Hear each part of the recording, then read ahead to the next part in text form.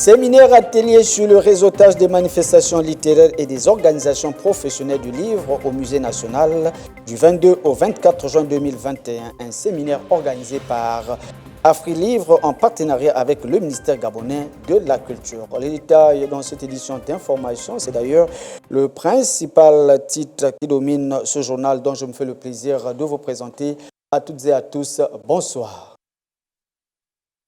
L'association AfriLivre, en partenariat avec le ministère gabonais de la Culture et des Arts, organise, mesdames et messieurs, un atelier professionnel sur le réseautage des manifestations littéraires et des organisations professionnelles du livre au Musée national du 22 au 24 juin 2021. L'ouverture s'est faite ce matin en présence de Désiré Mbieningon et Floris Mapango. Regardons. L'Association panafricaine des éditeurs francophones au sud du Sahara, en partenariat avec le ministre de la Culture et des Arts, organise du 22 au 24 juin au Musée national de Libreville un atelier professionnel sur le réseautage des manifestations littéraires et des organisations professionnelles du livre des pays de la CEAC pour la promotion et la diffusion des œuvres au sein de l'espace communautaire. Les objectifs nous sont définis ici par Sylvine Tam, présidente de l'Alliance des éditeurs d'Afrique centrale et secrétaire exécutive d'AfriLivre. Le but de l'atelier, comme cela s'explique, c'est le réseautage. L'atelier nous permet de mettre en lien tous les acteurs culturels de l'Afrique centrale avec ceux de l'Afrique de l'Ouest au sein de notre grande association AfriLivre. Vous savez, souvent, les uns évoluent sans se connaître. Or, aujourd'hui, nous avons décidé d'avoir un lien entre tous les acteurs culturels, que ce soit dans le domaine du livre en tant qu'éditeur, mais avec toutes les promotions littéraires. Donc, ceux qui font la promotion du livre, qui ne sont pas forcément écrivains ou éditeurs, mais qui participent à la promotion de la littérature. Fofana Sekou, président d'AfriLivre, présente l'historique de l'association. AfriLivre est une association continentale créée à Dakar en 2001. Nous avons 20 ans cette année. Une occasion pour Michel Menga Messon, ministre de la Culture et des Arts, de présenter les civilités à la délégation. La République gabonaise, par ma voix, au nom de Monsieur le Président de la République, chef de l'État, Son Excellence Ali Bongo Ndimba, et le Premier ministre, chef du gouvernement, Madame Rose Christiane Osukara-Ponda, vous souhaite la bienvenue et un heureux séjour en terre gabonaise. Rappelons toutefois que ces ateliers qui ont démarré ce matin prendront fin le jeudi 24 juin 2021. Au sortir de cette première journée, M. Fofana Sekou, président d'AfriLivre, a déclaré les objectifs au micro de Désiré Mbieningon sur ces images de Floris Mapango. Nous nous sommes rendus compte qu'il y a énormément de maisons d'édition en Afrique, d'auteurs, des libraires, des critiques qui évoluent dans chacun de nos pays mais qui ne se connaissent pas. Il y a aussi beaucoup de manifestations. Il y a des salons de livres par-ci, par-là, mais les acteurs ne se connaissent pas et ne se fréquentent pas. Nous pensons que ce n'est pas acceptable du point de vue que nous évoluons sur les mêmes continents, que nous avons les mêmes préoccupations. Dès lors, nous avons pensé à faire un réseautage où les acteurs, les organisateurs des différentes manifestations puissent se parler, s'inviter, échanger sur les problématiques communes liées à la circulation du livre, liées à la mobilité des acteurs, liées à l'absence de réseaux de distribution et à la difficulté de faire passer les livres d'un pays à un autre.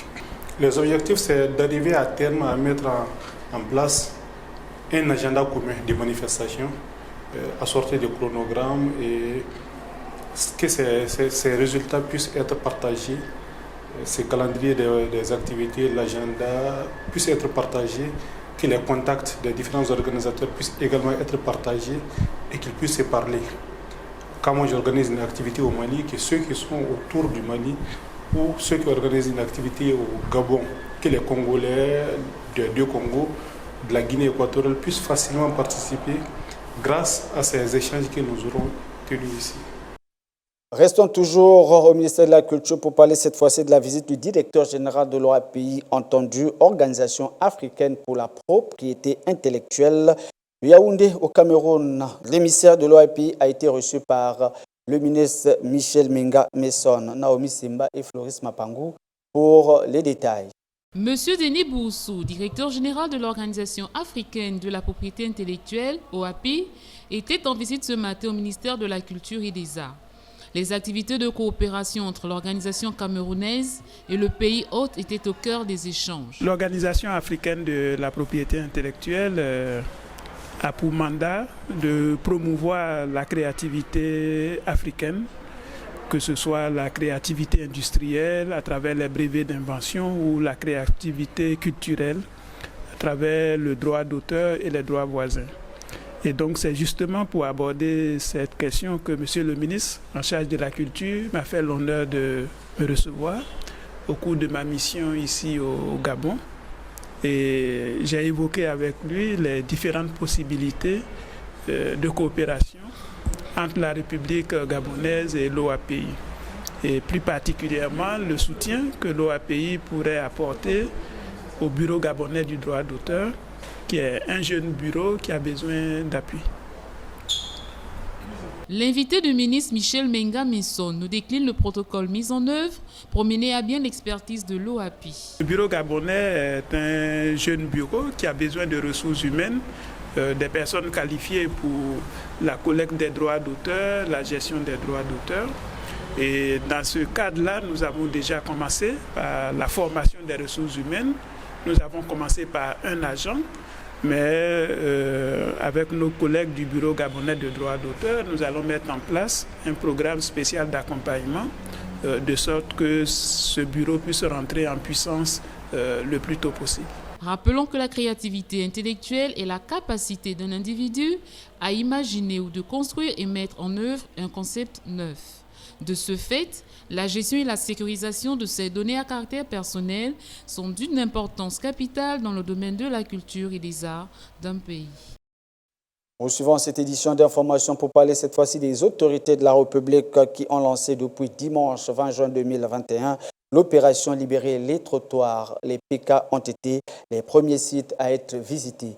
Les détails dans ce reportage sur ces images de Floris Mapangou et Naomi Simba. En vue de rendre la ville propre et sécuriser les commerçants exerçant sur les trottoirs et aux abords des avenues, les autorités de la République ont lancé depuis ce dimanche l'opération Libérer les trottoirs. Une opération très salutaire apparemment, mais très mal appréciée par les commerçants qui s'insurgent contre la manière de faire des autorités qui auraient pris une décision d'une telle envergure sans mesure d'accompagnement. Et lorsqu'on le déguerpit, que vont-ils faire par la suite? Nous allons pousser les enfants à vivre encore dans cette situation précaire. On va encore assister au vol et tout cela qui en sera responsable, qui sera responsable de cette situation. Moi, j'aurais souhaité qu'on fasse cela, qu'on fasse accompagner des mesures, qu'il y ait des mesures d'accompagnement. Au marché d'Awindji, les femmes, les larmes aux yeux, ne savent plus sur quel pied danser. Autant que je suis là, je suis une veuve avec les orphelins et les enfants sans père. Nous, on vit que du trottoir. Si je paie les choses, c'est au trottoir que je vends. Allez payer la place 15 000. Je veux chercher aussi la nourriture. Je veux payer aussi la maison. Je veux payer le courant. Les enfants sont à l'étranger. Je veux les nourrir qu'avec ça. Même son de cloche au marché banane du PK8 et au PK12 où on a pu constater un véritable nettoyage du terrain. Opération Libérer le trottoir, là, ça ne m'arrange même pas un peu. Parce que nous sommes les mères de famille, les pères de famille. Maintenant, on a les enfants. Si en nous chassant sur le trottoir, j'ai peut-être pris une tontine pour payer les marchandises. Je vais rembourser ça comment? Souhaitons toutefois que cette opération qui s'étendra dans toute la ville ne puisse pas faire des victimes collatérales, surtout en cette période de crise mondiale liée au coronavirus. Micro-trottoir à présent. Mesdames et messieurs, le maître d'école encète votre fille de 14 ans. Quelle sera votre réaction? Suivons. L'enseigner en justice, c'est pas normal. Est-ce qu'il est là pour enceinte les enfants des gens ou il est là pour les instruire? Donc si maintenant il ne fait pas son travail, il vient regarder les enfants d'autrui, c'est pas normal. On doit revoir sa formation parce que je ne pense pas que lorsqu'ils font les formations, on les envoie, on les apprend qu'ils doivent venir regarder les femmes. C'est pas normal. Si elle est au primaire, c'est qu'elle peut faire son enfant c'est pas bien qu'il puisse enceinte l'enfant de gens en sachant qu'il ne peut pas accepter qu'une autre personne fasse ça à son enfant. Donc, on va aller régler ça au tribunal. Après, il va dommager ma fille. C'est pas normal d'être vicieux en fait. Parce que elle va à l'école, c'est pour les études. C'est pas pour qu'on la drague. Donc, moi, ma réaction, c'est que c'est pas normal. Pas du tout normal. Un enseignant doit enseigner et un enseignant ne doit pas regarder ce que... regarder les élèves. Il doit prendre ses responsabilités. Parce que moi, les avortements, c'est pas quelque chose qu'on va encourager. C'est pas normal. Parce qu'il doit assumer ses responsabilités jusqu'à ce que l'enfant vienne au monde. Bon, comme je dis un peu, le maître d'école, c'est quelqu'un qui donne des valeurs, qui enseigne à mieux se comporter dans la société. Du moment qu'il le fait, moi je ne pense pas que c'est quelque chose de bien, quoi. Mais sinon, il aurait quand même des comptes à me rendre parce que ça ne va pas s'arrêter s'il enseigne ma fille. On va procéder par les voies légales. Oui, je vais porter plainte parce que du coup, ça ne doit pas être... c'est même pas possible. Nous sommes arrivés à la fin de ce journal. Avant que de se dire au revoir, comme d'habitude, le rappel des titres, sinon le principal titre qui l'a dominé. Séminaire atelier sur le réseautage des manifestations littéraires et des organisations professionnelles du livre au Musée national du 22 au 24 juin 2021. Un séminaire organisé par AfriLivre en partenariat avec le ministère gabonais de la Culture. Vous avez suivi les détails dans ce journal. Le plaisir a été pour nous de vous avoir servi. S'il plaît à Dieu. Je vous retrouve demain à la même heure. Ciao, bye bye.